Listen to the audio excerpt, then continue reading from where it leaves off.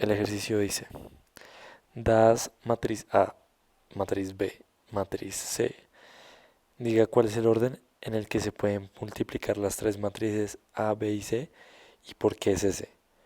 Como ejemplo, suponga que usted afirma que se pueden multiplicar en el orden C a B.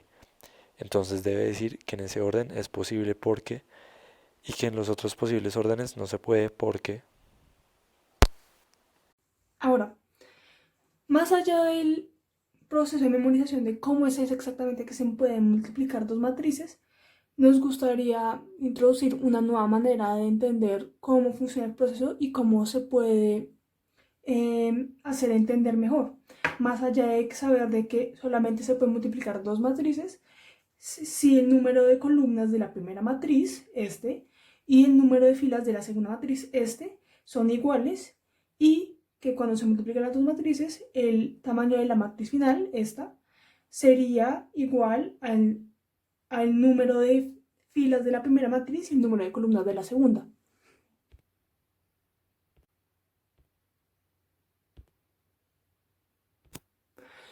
Una buena manera de ver cuándo se puede hacer el producto punto para dos matrices es ver a las matrices como tubos y ver el proceso de hacer el producto punto como el proceso de hacer una tubería. Así es como vamos a poder pasar de ver matrices a representarlos como tubos. La idea general es que las matrices o pues los tubos se puedan conectar entre sí. Originalmente con las matrices, normalmente habíamos visto que el número de columnas de la primera matriz tiene que ser igual al número de filas de la segunda matriz. Pero en este caso sería como ver el ancho de del primer tubo tiene que ser igual al alto del segundo tubo. Cuando lo anterior dicho es cierto, se puede hacer lo siguiente. Y de esta forma se puede conectar el flujo de la primera matriz a la segunda matriz, quedando así.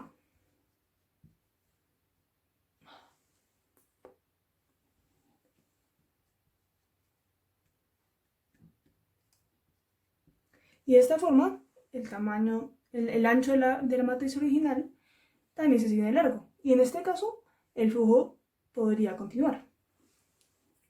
Solamente vamos a poder construir una tubería si todos los tubos encajan de tal forma de que no se riegue el agua.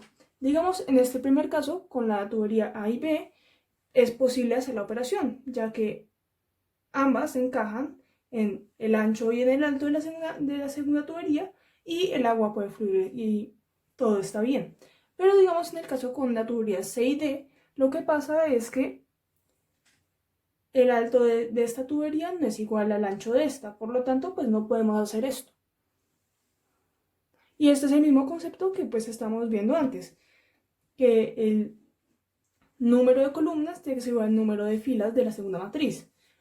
Y si esto no se cumple, el producto punto no está definido. De la misma manera que uno puede hacer el producto punto de dos matrices, uno lo puede hacer con tres matrices o más, pero ahorita enfoquémonos con tres matrices o pues en nuestro caso tuberías.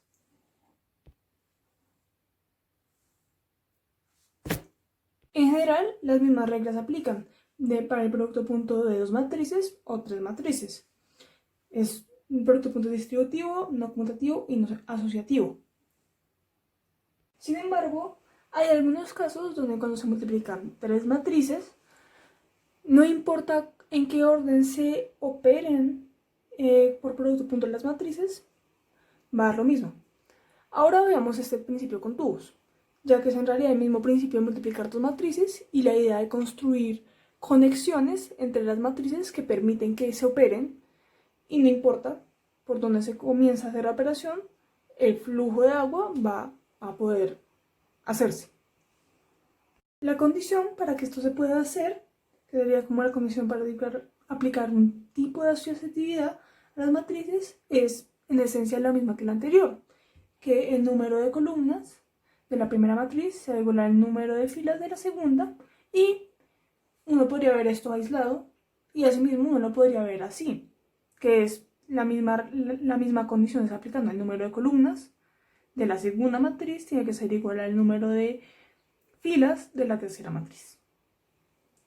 Ahora, antes de pasar a verlo con las tuberías, es importante entender de que en este caso en realidad no va a importar cómo hagamos la operación, ya que si lo aislamos a solamente hacer esto, se puede hacer el producto punto, y si lo aislamos a hacer solamente esto, también se puede hacer el producto punto.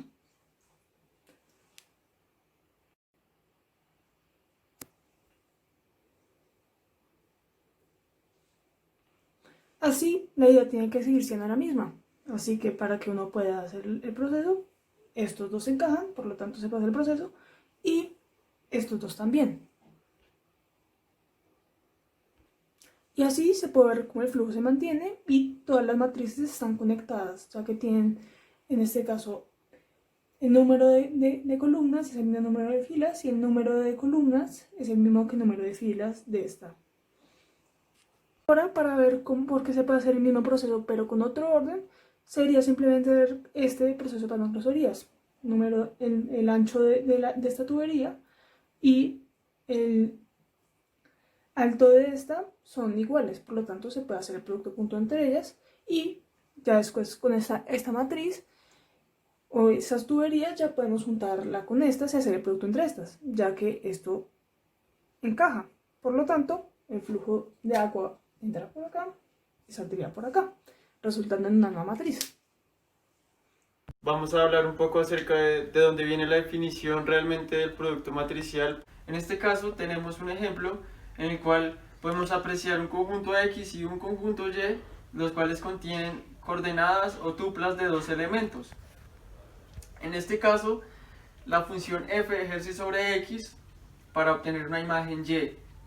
Definimos esta función como la función sobre el primer y segundo elemento de un componente me va a dar el primer y el segundo elemento del segundo componente o el enésimo componente del conjunto Y.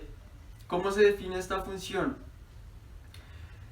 Para el primer elemento en el componente se va a sumar el primer elemento del conjunto X y el segundo elemento del conjunto X.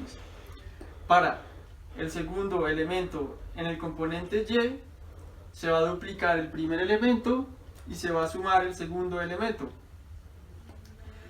Veamos el ejemplo.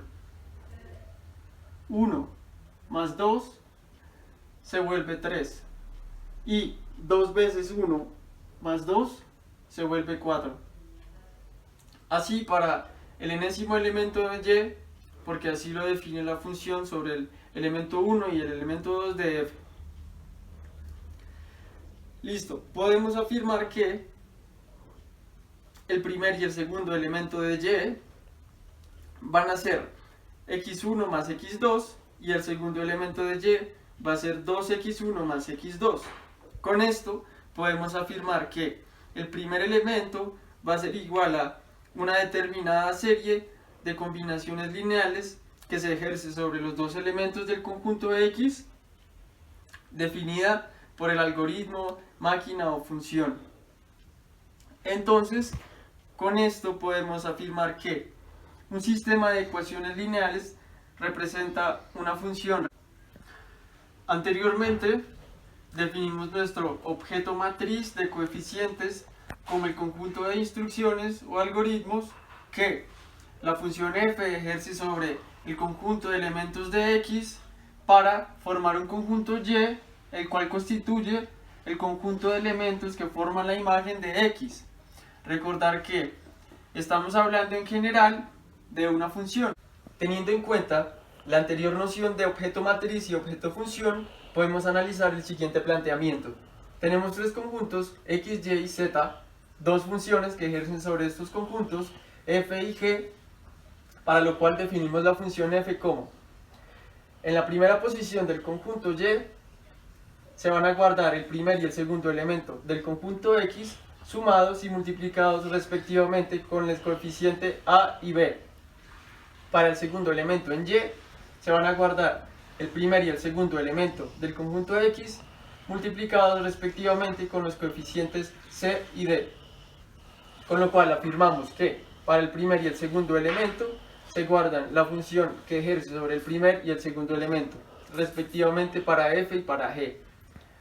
Con lo tal, podemos afirmar el siguiente sistema de ecuaciones: y1 es igual a ax1 más bx2 y y2 va a ser igual a cx1 más dx2. Entonces podemos apreciar acá los sistemas de ecuaciones escritos con la notación matricial. Para el primer y el segundo elemento de y corresponden el primer y el segundo elemento de x multiplicados con su correspondiente coeficiente definido por la función f. Pasa exactamente lo mismo en la función g, pero ahora cambian los coeficientes a e, f, g y h. Definido esto, si se quisiese llegar del conjunto x al conjunto z, debería hacerse una composición de funciones, para lo cual llamamos h el g compuesto f, que resulta en un producto de g por f de x.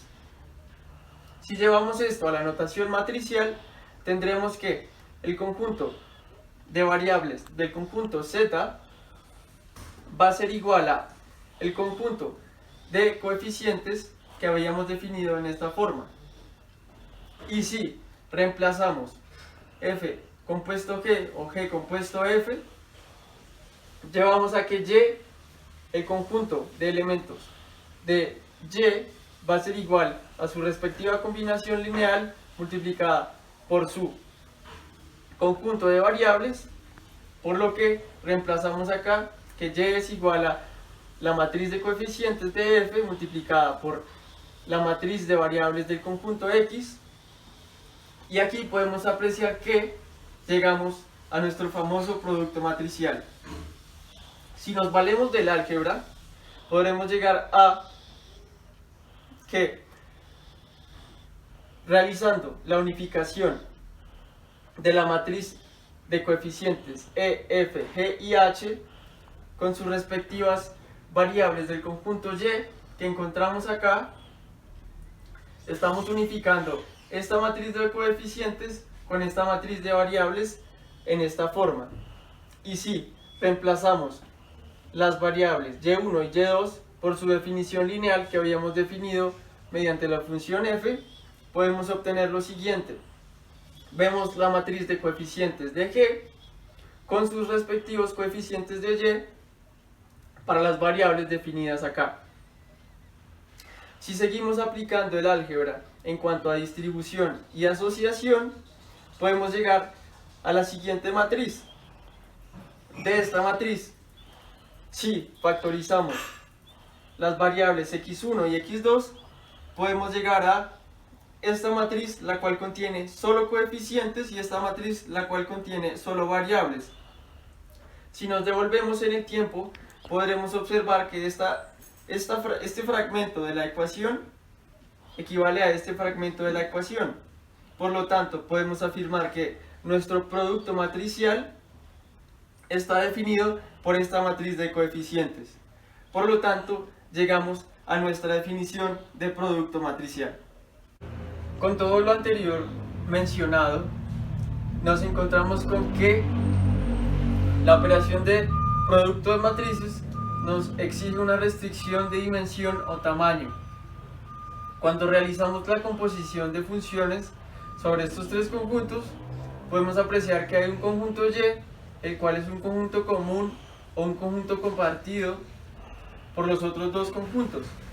Por lo tanto, el álgebra nos dice que el número de elementos de cada componente del conjunto X, también llamadas dimensiones, o en nuestro objeto matriz llamada columnas, debe ser igual a el número de componentes del conjunto Z, que en el objeto matriz se llaman filas. En conclusión, podemos afirmar que para números reales en una dimensión, si tenemos varios conjuntos y queremos realizar una composición de funciones sobre dichos conjuntos, vamos a llegar a un producto mostrado en un sencillo ejemplo.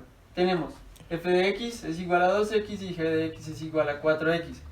Si realizamos la composición, vamos a obtener f de g de x, que se traduce a 2 por 4x, lo que nos conlleva a un producto. Por lo tanto, si tenemos r a la n, siendo n enteros mayores a 1 o más dimensiones, vamos a llegar a un producto matricial. Es por eso que se define esta fórmula o esta ecuación del producto matricial de esta manera. Teniendo en cuenta lo anteriormente mencionado, ahora nos vamos a remitir al problema número 24, en el cual nos dan tres matrices de diferentes tamaños y tenemos que establecer cuál es el orden apropiado para desarrollar la multiplicación entre estas matrices y por qué no se puede otro orden. Muy bien, lo primero que vamos a hacer es anotar los tamaños de las matrices que nos dan. Entonces decimos que A es 2 por 2, porque como vemos acá, se compone de dos filas y de dos columnas. Para B aplica lo mismo, pero vamos a ver que acá hay tres filas y tres columnas. Esto quiere decir que B será de tamaño 3 por 3. Para C, finalmente, vemos que se compone de tres filas y de dos columnas, lo cual quiere decir que C será de tamaño 3 por 2. Ahora, como ya hemos dicho, el factor más importante a tener en cuenta antes de desarrollar alguna multiplicación matricial es mirar si los tamaños de las matrices en cuestión coinciden y permiten dicho procedimiento. ¿Esto qué quiere decir? De una forma más informal, quiere decir que el número de columnas de la matriz que vamos a anotar a la izquierda del producto tiene que coincidir obligatoriamente con el número de filas de la matriz que vamos a anotar por la derecha del producto. En este caso, el orden apropiado para poder desarrollar esta multiplicación es multiplicar la matriz B por la matriz C. ¿Esto por qué lo sabemos? Porque decimos que B es de 3 por 3, como ya vimos, tres filas y tres columnas, y C es 3 por 2. Tres filas, dos columnas. Acá vemos que el número de columnas de B, que son 3, y el número de filas de C, que son 3 también, coincide. Esto quiere decir que sí podemos hacer el producto entre estas dos matrices. Ahora, una pregunta que puede surgir es ¿de qué tamaño será la matriz que resulta de resolver esta multiplicación? Esta matriz vamos a ver que será el tamaño del número de filas que hay en la matriz B y el número de columnas que hay en la matriz C. Es decir, que estos dos números que coinciden no los vamos a tener en cuenta. En este caso, observamos que esta matriz va a ser de tamaño 3 por 2. A esta matriz la vamos a llamar la matriz D. Y vamos a notar que D es igual al producto de B por C. ¿Listo? Ahora tenemos que multiplicar la otra matriz que nos queda. Para esto revisamos el mismo criterio que aplicamos para multiplicar B por C. Sabemos que D es de tamaño 3 por 2 y la única forma de que coincida con A y podamos hacer el producto es multiplicar D por A.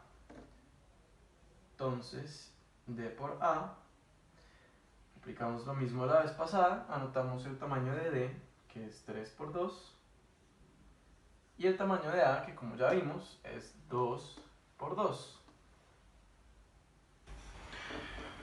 Vemos nuevamente que el número de columnas de B y el número de filas presente en A coincide. Podemos hacer este producto. El tamaño de la matriz que va a resultar de este producto va a ser de tamaño 3 por 2. Aplicamos lo mismo la vez pasada. 3 por 2. Y finalmente podemos observar que hicimos bien el producto.